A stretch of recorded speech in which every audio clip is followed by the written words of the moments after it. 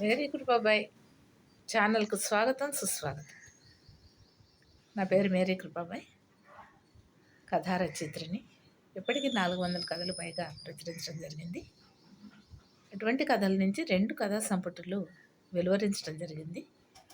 మొదటిది కథాంజలి. ఇలా ఉంటుంది. కథాంజలి నుంచి ఒక్కొక్క కథని మీ ముందు ఉంచుతున్నాను. ఈరోజు మీకు అందించబోయే కథ మనస్సు లోతుల్లో. కథా శీర్షిక మనసు లోతుల్లో. ఓకే, సో ఈ కథ చాలా బ్రీఫ్గా ఉంటుంది. మనసులో ఉండే భావాలు పైకంటూ కనపడవు. పైకి ఫిజికల్ అపియరెన్స్ అన్నీ కనిపించిన మనసులో ఎటువంటి భావాలు ఉన్నాయి, ఆలోచనలు, ఉద్వేగాలు ఇవన్నీ కూడా లోపలే ఉంటాయి కానీ బయటకు కనిపించవు. మనం మాట్లాడే మాటల ద్వారా, మన బిహేవియర్ ద్వారా, మన ప్రవర్తన ద్వారా, మనం చేసే పనుల ద్వారా అవి కనిపిస్తాయి. సో అలా అని చెప్పేటువంటి కథ ఈ కథ మనసు లోతుల్లో. చాలా చిన్న కథ, చాలా బ్రీఫ్గా కూడా నేను చెప్పడానికి ట్రై చేస్తాను. ఓకే, వెంకట్ అనేటువంటి ఒక ప్రైవేట్ ఉద్యోగి ఉంటాడు. అతని సెల్ ఫోన్ మోగుతూ ఉంటుంది. పదే పదే మోగుతూ ఉంటే అతనికి అర్థమవుతుంది ఎవరు ఫోన్ కాల్ చేస్తున్నారనేది అతనికి అర్థమవుతుంది. అయితే అప్పటికే 10 సార్లు సెల్ ఫోన్ మోగడం వల్ల అతనికి తెలుసు ఎవరు చేస్తున్నారనేది. అయినా ఒకసారి ఆ డిస్ప్లే చూస్తాడు. చూసినప్పుడు మణిలాల్ దగ్గర నుంచి ఫోన్ వస్తున్నట్లు అర్థం చేసుకుంటాడు. ఓకే, మణిలాల్ అనే అతను ఒక వడ్డీ వ్యాపారి. అతని దగ్గర ఎప్పుడో 10,000 తీసుకుంటాడు వెంకట్. చాలా చిన్న కుటుంబం, చాలా పేద కుటుంబం. భార్య సీత, 2 పిల్లలు ప్రాథమిక విద్య చదువుకుంటున్నారు, ఎలిమెంటరీ ఎడ్యుకేషన్, చిన్న క్లాసులు. సో ఈ పిల్లల చదువుల కోసం కానివ్వండి, లేకపోతే ఇంటి ఖర్చుల కోసం ఒక 10,000 తీసుకుంటాడు అప్పుగా. అది వడ్డీ కోసం. అయితే ఆ మణిలాల్ ఆ విధంగా ఫోన్ చేస్తూ ఉంటాడు. ఎప్పుడో వాయిదాల తర్వాత ఆ రోజు నేను ఇస్తాను అని చెప్పి తను చెప్పడం జరుగుతుంది వెంకట్. సరే అదే రోజు వాయిదా పెట్టాడు కాబట్టి అతను ఫోన్ చేస్తున్నాడు. సరే ఇతను ఏంటంటే ఇతనికి మణిలాల్ అనే పేరన్నా, అతని ఫోన్ కాల్ అన్నా, అతని రూపం అయినా చాలా భయం అన్నమాట. ఎందుకంటే అతను అటువంటి మాటలు మాట్లాడుతూ ఉంటాడు. జనరల్గా వడ్డీ వ్యాపారస్తులు కొంచెం పరుషంగా మాట్లాడుతుంటారు కొందరు. అటువంటి వాళ్ళల్లో ఇతను ఒకడు. అయితే ఆ విధంగా మాట్లాడటం వల్ల ఇతనికి భయం అనమాట. పైగా ఇంటి పరువు అవన్నీ కూడా చూసుకుంటూ ఉంటాడు కదా. అయితే అలా మోగుతూనే ఉంటుంది ఆ ఫోను. అయితే వెంకట్ ఒక ప్రైవేట్ కంపెనీలో చిన్న ఉద్యోగానికి చేస్తూ ఉంటాడు. వచ్చే జీతం 15 రోజులకి సరిపోతుంది. మిగిలిన 15 రోజులు అక్కడ అప్పులు చేస్తూ ఏదో రకంగా సర్దుకుంటూ ఉంటాడు. అలా తనకి ఉన్నటువంటి అప్పులెన్ని, వాటికి కట్టాల్సిన వడ్డీలెన్ని, ఇవన్నీ కలిపి లెక్కించాలంటేనే వెంకట్కి చాలా భయం అనమాట. కలిపి లెక్కించాలంటే ఒక పెద్ద మొత్తం లాగా అవుతుందని అలా చూసుకోడు. వాటిని చిన్నగా స్ప్లిట్ చేసి చూసుకుంటాడు. ఒక యూనిట్ లాగా చూసుకోడు అనమాట. సరే ఓకే అయిపోయింది. మరి రిసీవ్ చేసుకోలేదు మణిలాల్ దగ్గర నుంచి ఫోను, ఆగిపోయింది. తర్వాత అతను యాక్చువల్గా బయట ఉన్నాడనమాట అప్పటికి వెంకట్.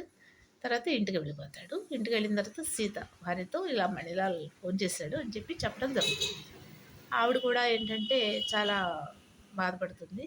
ఇద్దరు కలిసి బాధను పంచుకుంటారు. ఎలాగోలాగా వెంకట్ అప్పు తీర్చేస్తే బాగుంటుందండి అని చెప్పేసి అనుకుంటే, నిజమే అసలు అతను తీర్చేస్తే మనం హ్యాపీగా ఉండొచ్చు అని చెప్పేసి చెప్తాడు వెంకట్. సరే సీత ఆలోచనలో పడుతుంది. ఎలా తీర్చాలి ఏంటి, ఏమైనా ప్లాన్స్ ఉన్నాయా అని ఆలోచిస్తూ ఉంటుంది. ఆ తర్వాత బాబుకి స్నాక్స్ పెట్టడానికి లోపలికి వెళ్ళిపోతుంది. సరే ఎలాగ లోపలికి వెళ్ళినా కూడా రకరకాల ఆలోచనలతో ఉంటుంది. బయట ఉన్నటువంటి వెంకట్ కూడా ఎలాగ అప్పు తీర్చాలి అనేది, అంటే పోనీ తన బాస్ ఉన్నాడు కదా, బాస్ని ఒక 10,000 శాలరీ అడ్వాన్స్గా ఇమ్మని అడిగితేనో అనుకుంటే నో అతను ఇవ్వడు అని చెప్పేసి అర్థమైపోతుంది. మరి ఎలాగా అసలు ఇంకెక్కడైనా వడ్డీకి అప్పు తీసుకొస్తే బాగుంటుందా అంటే అది నచ్చదు అతని మనసుకి. మళ్ళీ కొత్త అప్పు, కొత్త వడ్డీలు, కొత్త మాటలు, కొత్త తిట్లు తను భరించలేడు అని అనుకుంటూ ఉంటాడు అనమాట. అలా కాలచక్రంలో కొన్ని రోజులు, మరి వారం రోజులు గడిచాయి. మణిలాల్ పెట్టిన గడువులన్నీ కూడా దాటిపోయాయి. అయితే రోజుకు 15 వరకు ఫోన్ కాల్స్ చేస్తున్నాడు. అయితే ఇతను ఏమో దాన్ని లిఫ్ట్ చేయటం లేదు. ఇక అలాగా బాధపడుతూ ఉంటాడనమాట. ఆ రోజు ఆదివారం కావడంతో వెంకటు, సీత విశ్రాంతిగా కూర్చుంటారు. వరండాలో కూర్చుంటారు. అయితే కూర్చున్నా కూడా వాళ్ళ మనసు స్థిమితంగా ఉండదు. ఈ అప్పు వల్ల వాళ్ళు కొంచెం ఇబ్బంది పడుతూ ఉంటారు. తను సీత అంటుంది, "ఈ నెల నుంచి నేను ట్యూషన్స్ చెప్తానండి. ట్యూషన్స్ చెప్తే కొంచెం మీకు మీ ఇన్కమ్‌కి యాడ్ చేసుకున్నట్టు ఉంటుంది. ఆర్థిక ఇబ్బందులు కూడా కొంచెం తగ్గుతాయి కదా!" అంటే, "నువ్వు ట్యూషన్స్ చెప్పడం ఎలా కుదురుతుంది సీత? పిల్లలకి మన పిల్లలిద్దరిని చూసుకోవాలి. వాళ్ళకి హోంవర్క్స్ చేయించాలి." అలాగా అని చెప్పేసి అంటాడనమాట. కరెక్టే కానీ మణిలాల్ అప్పు తీర్చాలి కదండీ అని అంటూ ఉంటుంది. ఇంతలో ఒక గైడ్ తీసుకుని ర్యాకెట్‌లాగా వచ్చేస్తాడు మణిలాల్. సరే, అలా వచ్చేస్తాడు. వచ్చేస్తే ఆ వేగానికి వీళ్ళిద్దరూ అతను స్పీడ్‌గా వచ్చేసరికి భార్యాభర్తలిద్దరూ అతన్ని చూసి ప్రాణ పడిపోతారు. షాక్ తింటారనమాట. "చూడు వెంకట్, నువ్వు నీలాంటి వారు నలుగురు, ఐదుగురు ఉంటే గనక నా వడ్డీ వ్యాపారం మూతపడిపోతుంది. అటకెక్కుతుంది. నువ్వు ఎప్పుడు తీసుకున్నావో అప్పు? దానికి వడ్డీ ఎంతయింది? ఎన్నిసార్లు ఫోన్ చేశాను. కనీసం ఇంకిత జ్ఞానం లేదు" అని చెప్పేసి నోటికొచ్చినట్టు శాపనార్థాలు పెడుతుంటాడు మణిలాల్. అయితే వెంకట్ ఏంటంటే అతను సమాధానం అయితే ఏం చెప్పలేకపోతుంటాడు. సీత కూడా బాధపడుతూ అతని వైపు చూస్తూ ఉంటుంది. 5 నిమిషాల తర్వాత మళ్ళీ మణిలాల్ అంటాడు, "మరి ఎందుకు నువ్వు ఈ విధంగా వడ్డీ ఇవ్వటలేదు? అసలు ఇవ్వటలేదు. దానికి బదులు మీ ఇంట్లో ఏదైనా విలువైన వస్తువులు ఏవైనా ఉంటే ఇచ్చేసైపో, నాది తీసుకొని వెళ్ళిపోతానని" గట్టిగా అరుస్తాడు. అయితే అలాంటివి ఏవి లేవు అన్నయ్య గారు అంటుంది సీత. "మరి ఎట్లా? అంత డబ్బు మీ దగ్గర ఉంచుకుని మీరు మాకు ఇవ్వకపోతే ఎలాగా" అని చెప్పేసి అంటే, "మా దగ్గర డబ్బు ఉంటే గనక మీకు క్షణాల మీద ఇచ్చేసేవాళ్ళమే కదా అన్నయ్య గారు. అయినా మేము ట్రై చేస్తామంటుంది తను సీత. మరి రేపు ఈ పాటికి నా సొమ్ము వడ్డీతో సహా గనక చెల్లించకపోతే నేను ఏం చేస్తానో నాకే తెలియదు అసలు. నేనంతా అసలే దుర్మార్గుడిని" అని చెప్పి అరుచుకుంటూ అతను గేట్ తీసుకుని బయటికి వెళ్తాడు. వెళ్ళేసరికి వెంకట స్నేహితుడు నవీన్ అనే అతను అప్పుడే వెంకట దగ్గరికి లోపలికి వస్తాడు. ఇతను బయటకు వెళ్తూ ఉంటాడు. "ఏమై నవీన్, నీ స్నేహితుడికి అప్పు చెల్లించడం తెలీదా? తీసుకోవడం వరకే తెలుసా? అసలు జ్ఞానం ఉందా అతనికి? సంపాదించిన డబ్బంతా ఏం చేస్తున్నాడు? ఇప్పుడు నువ్వు స్నేహితుడు కదా, నువ్వు చెప్పొచ్చు కదా" అంటాడు మణిలాల్ నవీన్ని. అయితే విషయం అంతా అర్థమవుతుంది నవీన్‌కి. అయితే నవీన్ యొక్క అతని పర్సనాలిటీ విషయం కూడా, వ్యక్తిత్వం గురించి కూడా నవీన్‌కి తెలుసు. అయితే అతను సమాధానం చెప్తాడు. వెంకట్ స్నేహితుడు నవీన్. "మణిలాల్ గారు, వెంకట్ ఒక చిన్న ప్రెస్‌లో పనిచేస్తున్నాడు ప్రైవేట్‌గా. అతనికి వచ్చేటువంటి జీతం చాలా తక్కువ. ఆ మనీ ఏమవుతుందంటే ఆ జీతం 15వ తారీఖు వచ్చేసరికి అయిపోతుంది. 16వ తారీఖు నుంచి అతని దగ్గర డబ్బులుండవు, కటకటలాడిపోతూ ఉంటాడు. కానీ వెంకట్ చాలా నిజాయితీపరుడు. అతని భార్య కూడా చాలా మంచిది. కుటుంబం మంచిది. చిన్న పిల్లలిద్దరిని చదివించుకోవాలి. అనుకోకుండా వచ్చే ఖర్చులుంటాయి. అనారోగ్యాలుంటాయి. పండుగలుంటాయి. ఇన్ని సమస్యలు అతను ఉంటే మీరెళ్ళి ఆ విధంగా అతన్ని తిట్టకూడదు కదా!" అని చెప్పేసి, "మణిలాల్ గారు, రేపు సంక్రాంతి పండగ. పండుగ జరుపుకోవటానికి వాళ్ళ దగ్గర ₹100 కూడా లేవు. మరి పిల్లలు బాధపడుతూ ఉంటారు. ఇటువంటి పరిస్థితిలో అతను ఉన్నాడు" అని చెప్పి నవీన్ ఒక గద్గద స్వరంతో చెప్తాడనమాట. అలా వెంకట్ స్నేహితుడు నవీన్ ఆ విధంగా చెప్పేసరికి ఇతను కొంచెం చలిస్తాడు. ఎవరు? మణిలాల్.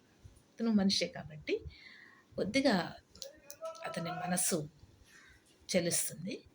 అయితే మనసుకి తాకుతాయి అతని మాటలు. అప్పుడు వెంకట్ యొక్క దయనీయమైనటువంటి పరిస్థితికి ఇతని యొక్క మణిలాల్ యొక్క మనసు ద్రవీకరిస్తుంది.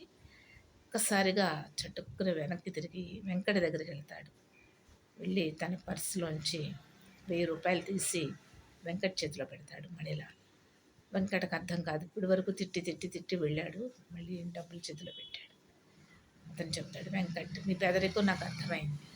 నువ్వు ఎంత ఆర్థిక ఇబ్బందుల్లో ఉన్నావో అర్థం చేసుకోగలిగాను.